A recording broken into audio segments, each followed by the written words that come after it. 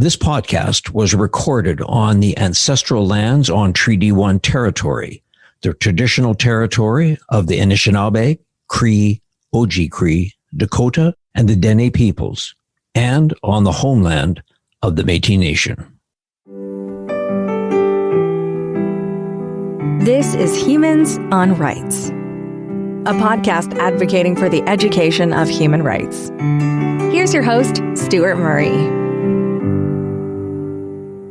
One of the great opportunities that I have is to meet with various people, and I had a great chance to have a breakfast meeting with my guest, Dr. Stanley Amaladas, who has been serving as the director of the Mauro Institute for Peace and Justice at St. Paul's College. Now, Stanley's had a 3-year term beginning following his appointment by the St. Paul's College Board of Governors in June of 2024. And one of the things that we had a little bit of a conversation about, I'd like to get into in this podcast, Stanley. But first, for those who are listening, and I know there's a lot of people out at the University of Manitoba campus, St. Paul's campus, that know you well. But for those that aren't, just maybe do a quick introduction of yourself and just share a little bit about what you're doing. About myself. Well, I came to Canada nearly 50 years ago. The first university building that I walked into was St. Paul's College. St. Paul's College has always been dear to my heart. The Ignatian tradition has always been close to both my mind and heart. Being in this position, I think it's a wonderful way of coming home and at the same time making a contribution to St. Paul's College in this role. And it's great to be a part of Arthur Mauro's vision, not only for our institute, but also his vision for Winnipeg as what he called as being the new Geneva. And he called it, he had that speech that he made in 2009, I believe, at the Jewish Foundation of Manitoba. But he was quite clear that he really wanted to see Winnipeg, or he envisioned Winnipeg as being the center for peace and justice. So when you raise and my learning is in the field of leadership studies, more recently in peace leadership. And so I'm always looking into what does it mean to lead for peace. It's good to join you today and talk about what you feel of human rights in this whole aspect, right? Yeah, Stanley. Yeah, no, thanks for that. And one of the things, obviously, that when you mentioned that was 50 years ago-ish that you walked through the doors and with St. Paul's College. What was there a particular reason that you found that doorway versus other doorways? Is there something that you applied for there, or something got you interested, or how was it that you walked through that doorway? I was born in Malaysia.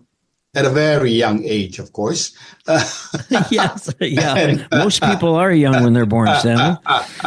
And my journey is kind of a little winding. For a number of years, I was in the seminary, learning to become a Catholic priest. But I stepped out, needing to kind of rediscern or discern where my path was leading. And so when I came to University of Manitoba, I was quite conscious and aware that I wanted to continue to be a part of a Catholic institution, and St. Paul's College was that. It was rather deliberate. My classes was primarily on the campus of University of Manitoba, without a doubt. In many ways, I formed many friendships here, and it was like home for me in a way that there were some things that were familiar, while being in a very unfamiliar place. I came as a student, so there was no family here, no relatives of any kind here. So there was no script that I could follow from the past. So it was the script that was written as I was here. And so that was the choice that I made to come to U of M, but also be an integral part of the college. Yes. And so when you first started, Stan, go back to those early days, started at the college, what sorts of roles did you have then? That the reason I'm asking is just to sort of that journey that now finds you in a position where you're serving as the director of the Mauro Institute for Peace and Justice. Well, I'm not sure about roles, but I was primarily in a role of a learner and student. I was very involved, and sociology was where my field, my discipline of study. I did my undergraduate and master's in the field of sociology. I had the wonderful privilege of meeting up with Dr. Raymond Curry from sociology, and he himself was a sociology of religion, so very much concerned about that. And I was, like everybody else, part of a community. I got involved in a number of different student bodies, was here, did my volunteer work here at the college and at the university. So it was nothing major or highlighting from that perspective, right? But also learning the culture of Canada, and and I must say that my experience here at the college, I met some wonderful people, very, very supportive, and it's good to know that what I received from the students who became dear friends was I felt welcomed. When I was interviewed for this role as the director of the Mauro Institute, one of the questions was asked of me was, well, what do you see? How do you see yourself in this role? What kind of a place do you want this place to be? And the first answer I gave, I want our place to be a welcoming place. And so my role is, how can I be a welcoming presence to others that come to the college, and and also into Winnipeg, into Manitoba, and Canada, right? Mm-hmm. So that's the, and I try to do that in not big ways, but in your everyday way of life and being, that others feel welcomed. Yeah, It doesn't matter who they are. yeah. Stanley, you mentioned that you came from Malaysia. Yes. Yes, to Canada. And then you just mentioned something about, getting indoctrinated or learning about the culture of Canada. Is there anything that when you were in that learning process that surprised you, that you thought about Canada before you got here? And then once you arrived here, you sort of thought, from a cultural standpoint, it's how I imagined it, or I thought it might be different, and here's why. I, in Malaysia, we had the embassy up, the Canadian embassy, and the face of Canada at that time, and now I'm talking in the 70s, I was expecting to see a red-haired white gentleman or someone, on logs, logging. That was the image I had. However, there was another story that I was attracted to in Canada, for Canada, is Canada prized itself at that time to being a peacemaker. And I was very intrigued by that. Now, so when I came here, they were definitely not loggers or red-haired and white faces, but it was a diversity of people here. And I mean diversity in not in the diversity as we experience it today, but the folks that I was Polish, Ukrainian, Germans, and they're not all the same. They're more than their color. But I must tell you that I'll share a story of me making the decision to become a Canadian citizen. It was, I met my dear wife, Miriam, here at the college, and we've been married now 45 years. Congratulations. Yeah. So yeah. Thank the Lord for keeping us together. 45 years to the same person, of course, right? Yes, absolutely. Yeah. Yes, indeed. And what was unexpected was when I went in for my Canadian interview. And it's not a pleasant story because, a day before the interview, I was helping my friends move this was in Toronto, the Bonners, they're Irish. And they said to me, "Oh, your interview is tomorrow. Did you read the book?" And I said, "What book?" I said, "The book that they gave you." So I went home and I read the book over and over. And I said, I was so ready. I said, well, bring it on. But prior coming to that interview, I needed to go to the Canadian Department of Immigration, and they would process, and they determined that I was 1 day short for qualifying for this interview. However, in her wisdom, she said, look, by the time you get to the interview, it'll be 3 or 4 months down the road. So let's not worry about that date. So off we went. So the date of the interview, here I am. I arrive at around 9 o'clock for the interview at 9:30. And so here's what was unexpected. While waiting, I heard this gentleman coming out of his room screaming, "These people fail. These people fail." And, the mother was in tears. Her father was distraught. And the two little children was kind of wondering what the heck's going on. And I said to myself, oh, my goodness, what happened here? I sure hope I don't get this fella as my interview judge or citizenship interview judge. And but sure enough, I got him. And he came out of the door and Mr. Amala something, and he couldn't pronounce my name, and he pointed with his finger, told me, to come in to his office. And so I remember so clearly, I was standing at the door, just at the entrance of his office, and he had gone around the desk of his desk, and he just pointed his finger from where he was standing, and he said, or asked, "Why are you people so pushy?" And I thought, what? I looked around. I tried to figure out, did I bring a group of people with me? And who are the you people that he was talking about? And I said, I'm sorry, I don't know what you mean. And he says, well, you come in here and sit down and I'll tell you, in that tone. And then he pointed to this paper and said, you had one more day, he said. Oh, you had one more day before, you qualified. So I explained to him what happened at that instance. And he said to me, who was in power at that time? And I asked, do you mean politically who was in power? He said, yes. And I was quite clear. It's in the book that I read the night before. I said, well, it was the liberals, damn bastards. And I thought, oh my goodness, what is this? You talk about something that's unexpected. And there it was. And it got worse from there. Trudeau, homosexual. Oh, Gandhi, homosexual. Where are you born? I said, Malaysia. Sukarno, he said. And I said, I'm sorry, but Sukarno is in Indonesia. Yeah, same thing, he said. And and then I asked him, he asked me, what do you do? Where do you go? Where do you go to school? And I said, York University. York University, communists.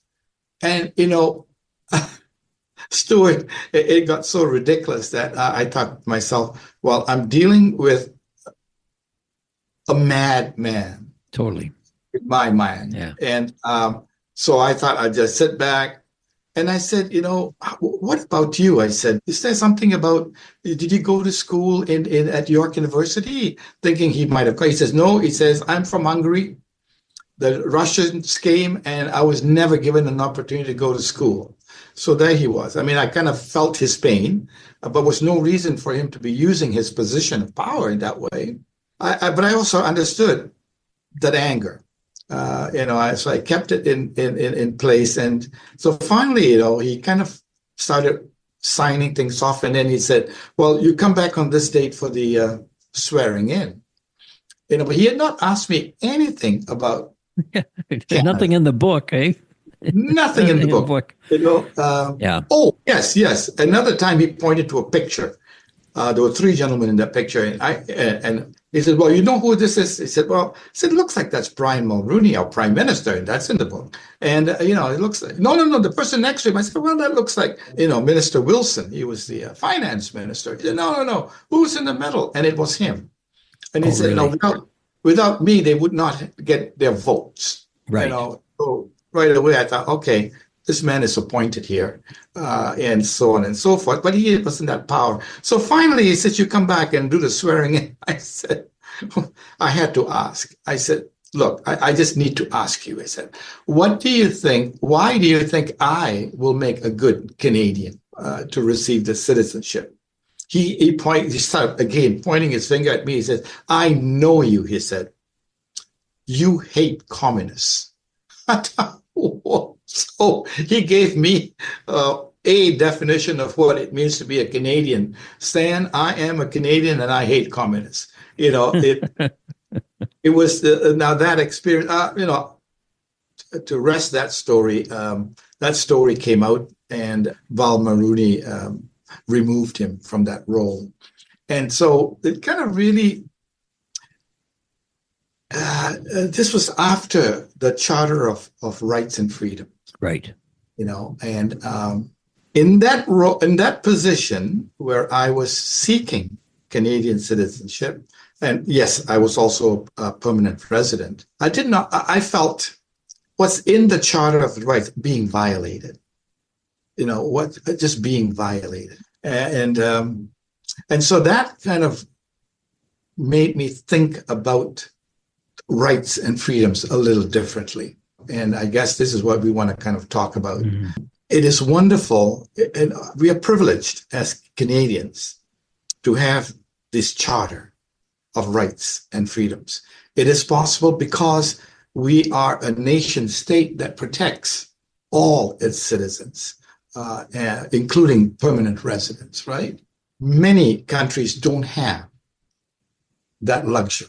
And some in our own country historically have suffered not being protected in that way. So we have a painful history, without a doubt, Canada. And this man is just an iota of what that experience could look like if one is in a position of power.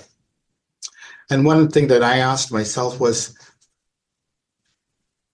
we have human rights here. We have in the Charter our freedoms. And what I found lacking in this one person, as I told you that story, was what was his responsibility in protecting others?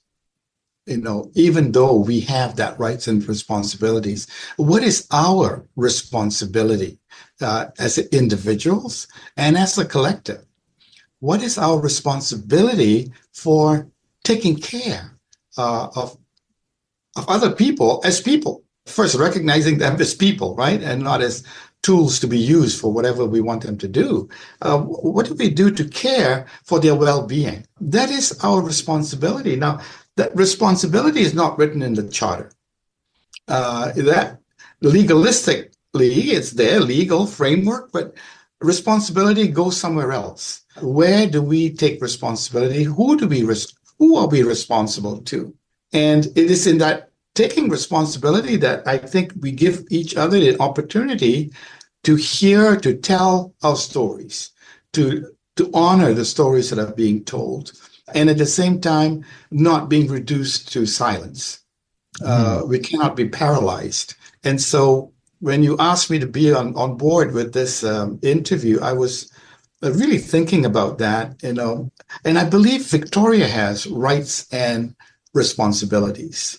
We have rights and freedoms. What called for me, and this is my thinking in this role as the director of the Mauro Institute, is like, what is our responsibility to our people, to our students, to our faculty, to all persons that walk in here and all persons that walk outside here, right? Yeah. What is that responsibility? Yeah.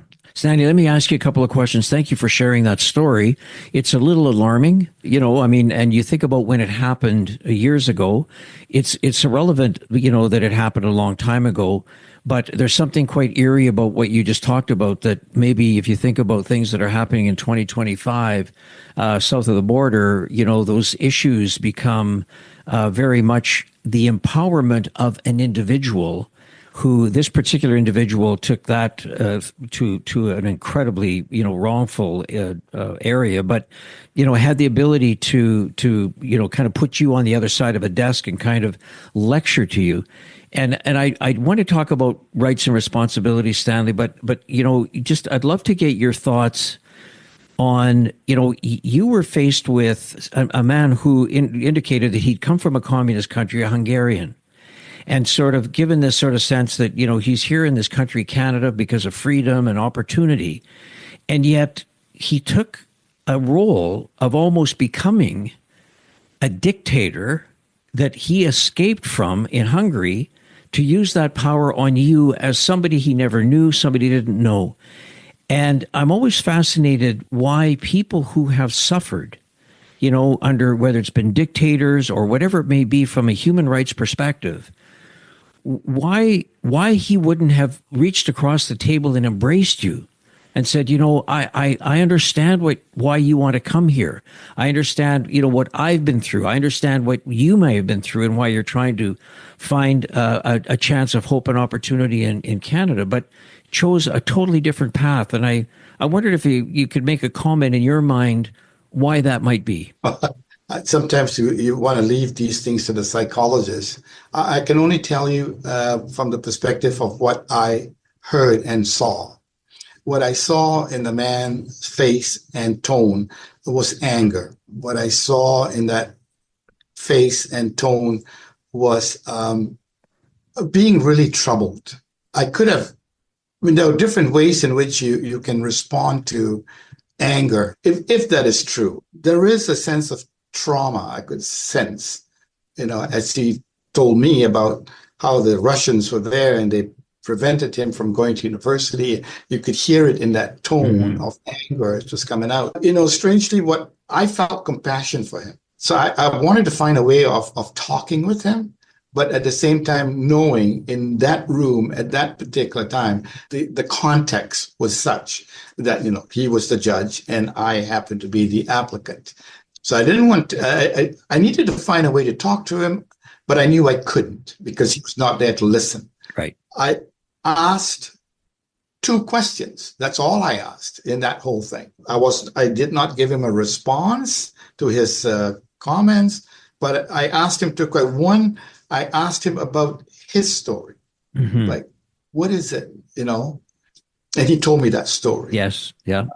And I think perhaps I did not give him permission to paralyze my voice. People come into the world, they do what they do, and we see what's happening. So how do we speak to a tyrant, but in a way that is not tyrannical? Right. Yeah. That is our responsibility, I think. That's where I'm going with this, right? We have a tyrant. We have a dictatorial kind of a personality there. But how do we speak to him or her, for that matter, in a manner that is not tyrannical or dictatorial? Right. It's simply too easy. Yeah. And this is where I'm reminded of Michelle Obama. When they go low, you go high. Right. And that's a tough place to be. Yes. Especially when someone's just beating you over the head. I asked him the next question I asked him is, what makes you think that I'll be a good Canadian? Sometimes in conversations like that, the best we can do is just open ourselves to being curious. Right. Yeah. And not to focus on why is this man the way he is, or challenging that, because it's not going to go anywhere. Yeah. There's someone in a position of power. Yeah. Assume themselves with that power. Yeah. They do more damage than good. And this is what I learned in my field, where I leadership studies is where I kind of focus my attention. And I know one thing as evidence for this is that the power to lead is the power to mislead. And the power to mislead is the power to destroy. And so leadership is, we can't take it lightly. And we see this happening today, where someone is in a position of leadership and using it to destroy, using it to manipulate. And therein, I think, lies what I'm asking about or inquiring about is, what is my responsibility in relation to citizens in our own country, for example, or others who choose to be tyrants? Right. How do I converse with them? Yeah. Right? Yeah. Yeah. And how do I be a welcoming presence Yeah. in that midst? And I think dialogue, conversation gives us an opportunity, but coming into the conversation not with answers, Right. but coming into that conversation with a sense of curiosity. Mm-hmm. I want to understand. Right. And in that, perhaps we can start to break it down. Now, I'm not assuming that this is what we want to do with the person down south, but I think, Prime Minister Carney did a wonderful job, being clear as what Canada is about and what it's not about. Right. It is not per se. Yeah. And it was quite clear. But now, and I think he did not give in to the tyranny that he was being faced with. Right. And I think that is a huge lesson to be learned. Yeah. Yeah. No, thanks for that, Stanley. I want to just sort of explore this notion about rights and responsibilities, which you've touched on. You and I shared a little bit about this when we broke bread at breakfast. And, one of the things as you know, I'm no human rights expert. I was very blessed when I was at the inaugural president and CEO of the Canadian Museum for Human Rights to be surrounded by some incredible people, some passionate experts, incredible people that taught me a lot. And I think did an amazing job of making that museum as relevant as it is. But one of the things that occurred to me, Stanley, and I'd love your thoughts, is that there is the Charter of Human Rights and Freedoms, and the issue that always comes out is people talk about human, and the word behind human is rights. So it's always sort of codified in the sense of human rights. And I understand that, but I always get a sense that it never mentions human beings. It never mentions people. And so, when you talk about human rights and people, stand up and say, I have a right for the following, and I have a right for this, and I have a right for that. And I'm not saying they're wrong. I'm saying that they are correct in what they're saying. But I think that's where a lot of times people sort of say, but where's the responsibility in your passion for your rights? Well, the charter is, if you look at it, it's a legal document. So you have a legalistic orientation to human rights, and so, where do human rights lawyers get involved? They get involved when human rights are violated, and rightfully so. That's where they get. So when you talk about human being, I think human dignity, human respect. How do I be with you in a manner that you and I see each other and treat each other with dignity and with respect? And it becomes very difficult, or maybe the problem becomes escalated, is that if one of us feel that my rights have really been violated, or that I have not, and I think what's coming out of that is not so much that the rights have been violated, the experience of that is such that I have been treated in a manner that has been dehumanized, that's been dehumanizing, degrading. And so in the middle of that situation, then I need to kind of, as the one that listens to the story, is what is my responsibility here? What do you want from me? Is in a manner that respects you for who you are, in spite of what has happened. I was not a part of that pain, and yet I am in the middle of that pain. And I think there's a wonderful lady by the name of Hannah Arendt, and she writes many things, the origin of totalitarianism and Eichmann in Jerusalem. And in one of her writings, it talks about men in darkness. And she says, we are privileged to, as folks that came after all the wrongs, for example, to enjoy the abundance of what we have today. And by virtue of enjoying the abundance, we too must accept the liability of what has occurred, right? We can't just take one without the other. And so it places us in a mode of, yes, I might not have been an actor in the past history, but yet I am a recipient of all that I've inherited because of past history. So now it's my turn to also say, I cannot escape the liabilities that come with that.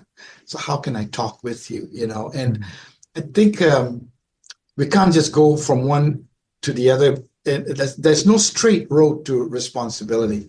I think part of our responsibility is I need first to open the door to understanding your pain. What has been violated here? And then what can we both do to help us both live in a manner that respects our human dignity? It doesn't make sense to it. It does, Stanley. I mean, it's not a sort of a simple construct, right? I mean, it has, there's so many elements to it, and but I really appreciate, the way that you're sort of trying to frame it, because, again, a lot of times conversations, when you talk about, looking at being inquisitive or looking at a sense of treating people with dignity or respect or however that may be, Stanley, a lot of times people are framing their conversations about who's right and who's wrong, as opposed to, can we not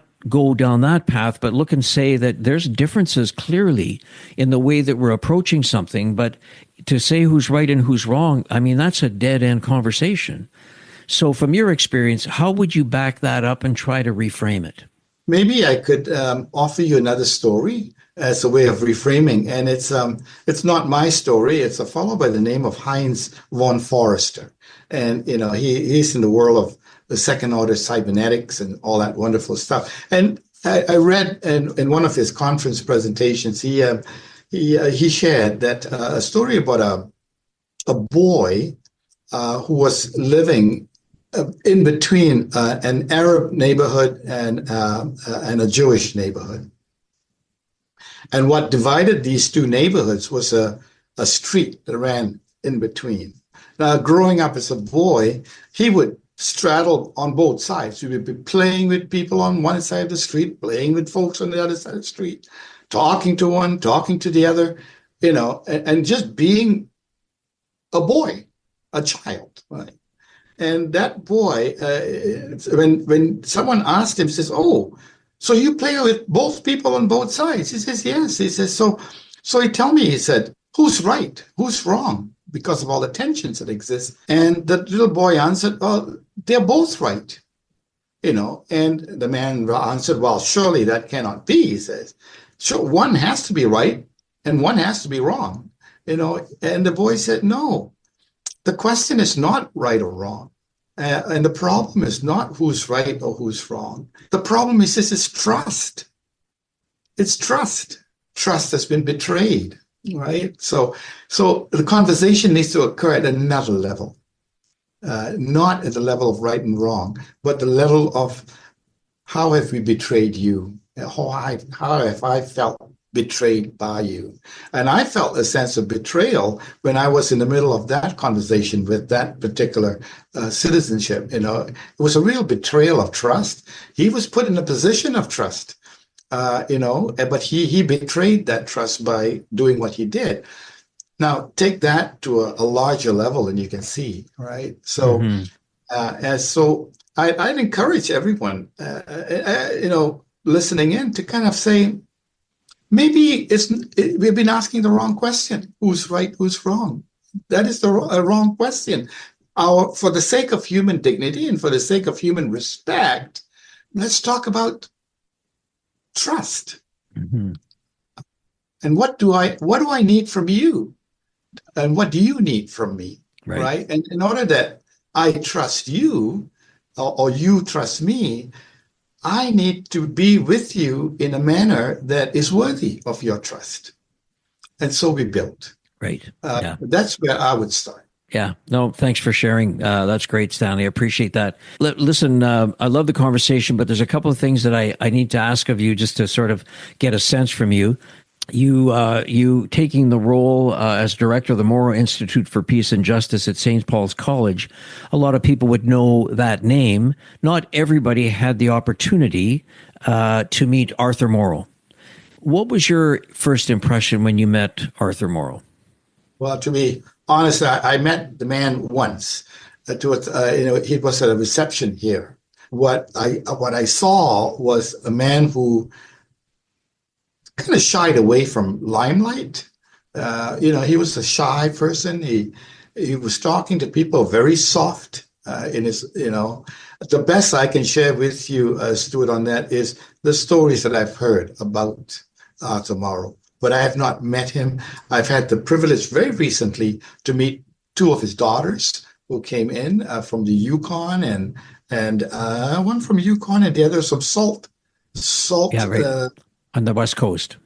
That's right. Yeah. Salt Island, is it? Yeah. Salt Springs. Salt Springs Island. Yeah. Mm-hmm. It was a joy to meet with them, and there were you can feel that the sense of passion and compassion in their hearts, and I'm thinking, well, they got it from their dad, right? And you could feel that.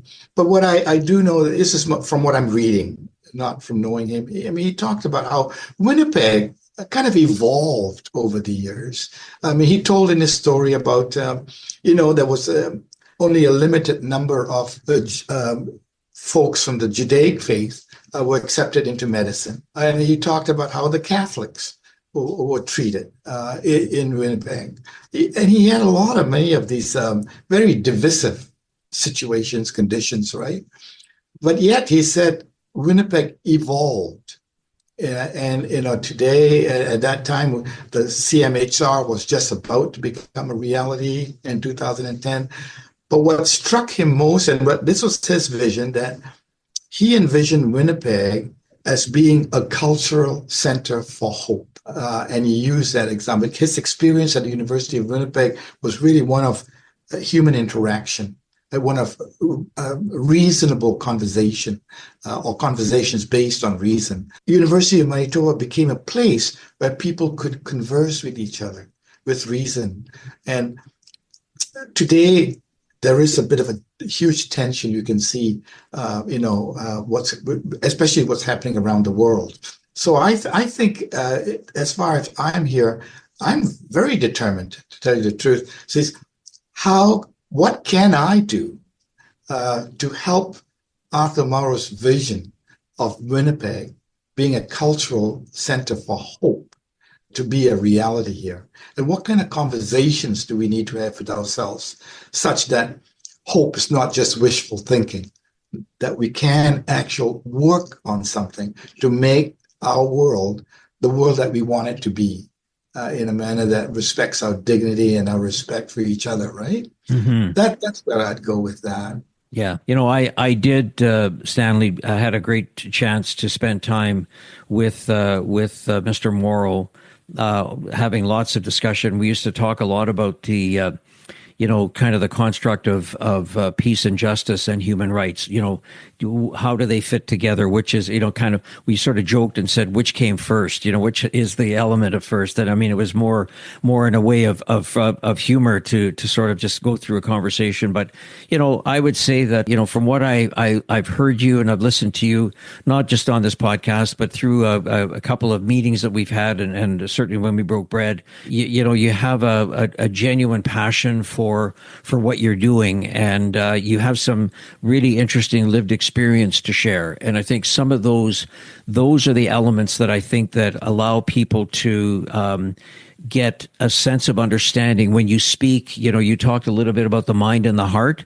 I think you have an ability, Stanley, to speak with both. And I think that allows you to be a genuine person to continue kind of the journey that you're on. And so, I just want to say thank you for finding some time for this conversation. There'll be many, many more, but I just wanted to say thank you for sharing this time on Humans on Rights with me. Yeah, thank you, Stuart. And I'm glad you were persistent to making this happen. So I hope I've not violated anything that you've set out for. And I want to encourage all of us and your listeners to continue to expect lights of illumination in the midst of our darkness. And it's not going to come from theories or big ideas. It's going to come from people who treat people as people.